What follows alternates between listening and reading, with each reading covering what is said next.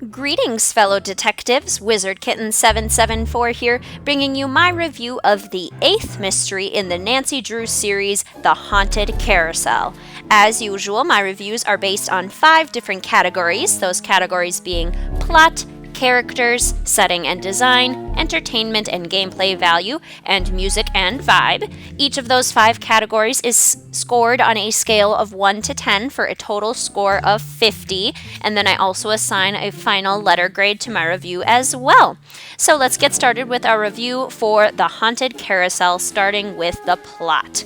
So in this game, Nancy is called and asked to come to an amusement park, Captain's Cove Amusement Park in New Jersey, because the amusement park lately has been having some issues. The first issue is that one of the carousel horses was stolen, and the carousel started kind of starting up in the middle of the night all of its own accord, which has been leading to rumors that the carousel is in fact haunted. And the amusement park has also been experiencing issues with their roller coaster. It stopped suddenly in mid-ride, and somebody is suing the amusement park, saying that he got whiplash. So there's really just a lot of strange things going on. So Paula Santos, the woman who owns the amusement park, has asked Nancy to come and try to solve the mystery of what's going on at the park at Captain's Cove. It's a pretty straightforward plot. There's really not much more to it than that. There's mysterious accidents. Nancy is asked to figure out why, who's doing them, what's going on, and there's really not too much else. There is sort of a subplot that goes on related to the history of the carousel that is supposedly haunted. We find out that it was crafted by a man named Rolf Kessler, who had kind of an interesting past. He was kind of a controversial maker of carousels, but he was renowned for the artistry that he had when he made them. So we do get a little bit of a historical homage, I suppose, but there's really not much more to the plot than that. It's very simple, and it's not super interesting. It's a solid plot. There aren't really any holes or anything like that, but it just doesn't stand out as a plot to me. There's not a whole lot that goes on other than there are mysterious accidents, let's solve those mysterious accidents. There's nothing that really makes the plot stand out and be unique and super interesting. It's solid, so I can't disparage it too much, so I give the plot of Haunted Carousel a 6 out of 10. So now we move on to the characters. There are several characters in this game. We have Ingrid Corey, who is one of the engineers at the amusement park. There's only 4 people working at the amusement park because it's currently closed due to all of the accidents. Paula Santos wanted to close it down so that Nancy could kind of figure out what's going on. So Ingrid Corey is one of those people that's working at the amusement park. She is kind of new agey. She has these interesting ideas about food. Then we have Elliot Chen, who is one of the artists for the amusement park. He does a lot of the design for some of the new rides and for some of the exhibits around the park. We have Harlan Bishop, who is a security guard at the amusement park.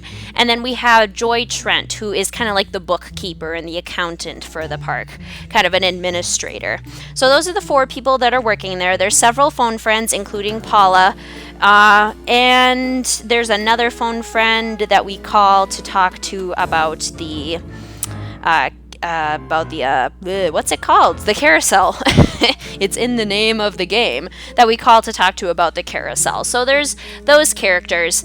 Similarly to the plot, it's a solid cast of characters. They're relatively interesting, but they don't really stand out. There's nothing terribly special about them to me.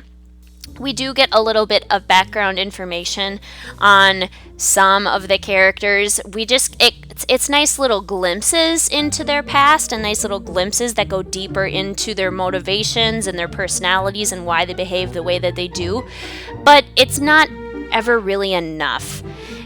it's a solid group. They're all interesting enough to talk to, but they end up being kind of dull as you progress through the mystery. They just really aren't that interesting to talk to. The character interaction just seems kind of short, it seems kind of to the point, and there's not really a whole lot that pulls me into the characters.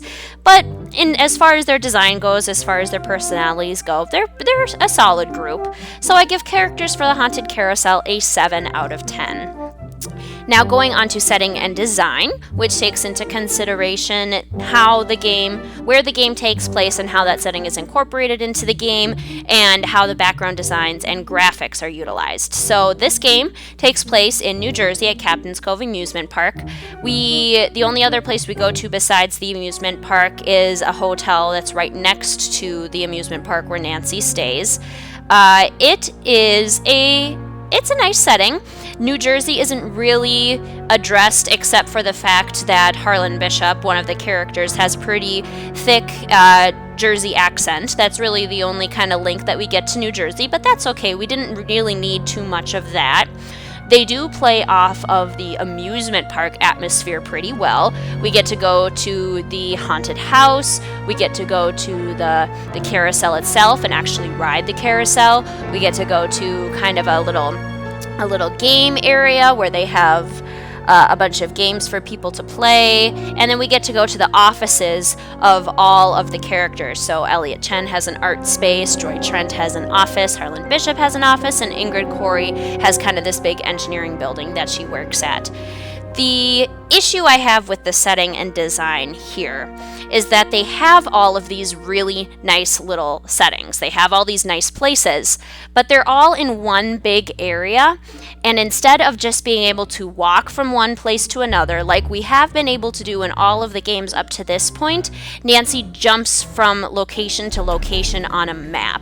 And I feel like this was really a missed opportunity for the game, because we have all these cool settings and we can see like this awesome Ferris wheel at one point in the distance, but we never actually get to go to a Ferris wheel, and we never get to just walk around the amusement park. So it really kind of pulls you out of the immersion of the game. It would have been so cool if we could walk from place to place. We could just walk along a stone pathway. You could see, garbage cans and maybe a popcorn stand or a concession stand. It would have made the game feel so much more realistic to me.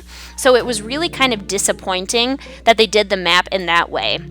I understand the need for maps in some of the games where we're in like an entire city. Like in Secret of the Scarlet Hand, we had to use the train system in Washington, D.C. to get to all these different points. But that was going around a city. And this point, we're just in one amusement park. So I don't really understand why we had to jump from location to location, other than it probably made the animation easier and faster.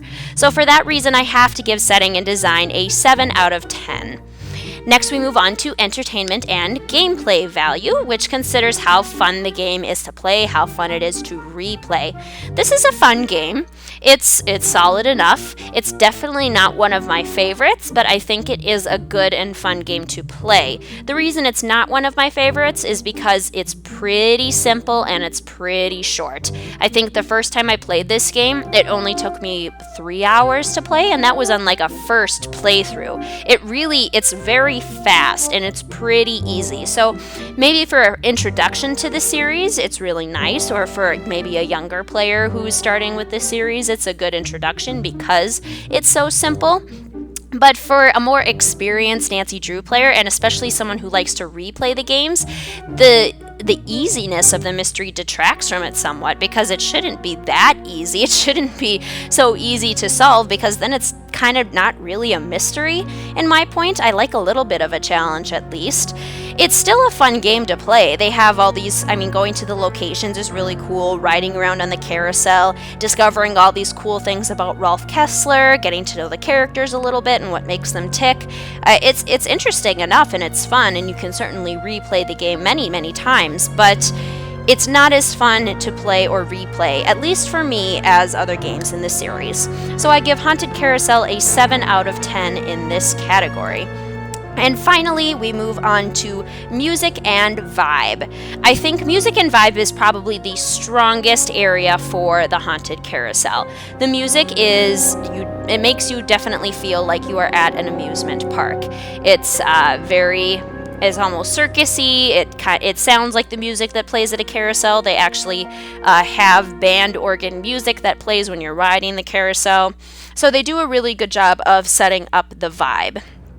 The trailer for this game that plays immediately after Ghost Dogs of Moon Lake makes the game look a lot scarier than it actually is. It's really a very mild game. There's very little scare factor, so the vibe doesn't really it doesn't need to creep you out too much. You're in an amusement park, and it takes course over one day, and it's all during daylight, which is another thing, honestly, that kind of detracts from the gameplay value for me, because honestly, how many mysteries can you solve in one day? That's just not realistic. But anyway, back to music and vibe. The vibe doesn't have to be super creepy, so the music itself can just really make you feel like you're at an amusement park. And it does a nice job of that. It doesn't really stand out to me as anything special. It's definitely not some of my favorite tracks of the game, but it definitely serves the game and does what it needs to do to add to the atmosphere. So I give music and vibe a 9 out of 10. So if we add up all of our scores, we get a 6 for plot, a 7 for characters, 7 for setting and design, 7 for entertainment and gameplay value, 9 for music and vibe, for a total of 36 out of 50, which, I believe is a C. I forgot to write down what the grade is, but I believe it's a C. So if you asked me if you should play this game, I would still say yes. It's not one of my favorite games. It's a pretty easy and simple game overall, but it is still an entry in the Nancy Drew series, and it's important to remember that I score these games in comparison to other Nancy Drew games. I don't compare them to all of the games that ever existed, because otherwise the scores for all of these Nancy Drew games would be A's, because they're such a stellar series. But within this series, I think that this game is just more, it's a little bit more forgettable as far as I consider the games, just because it is so quick and easy to play. However, if you're looking for a nice introduction to the series, or if you want an easier game, a more laid-back game, a game that's not going to freak you out too much, I think it's a really good one for that. And some detectives really like that. Some detectives, this is one of their favorite games, and that's awesome. That's perfectly acceptable. I would never say that is a reason that you shouldn't play the game if you prefer a more laid-back one. So it's still a very solid entry in the Nancy Drew series. Thank you so much for watching this review, fellow detectives. I look forward to seeing you soon in some of my other reviews and walkthroughs. See you soon!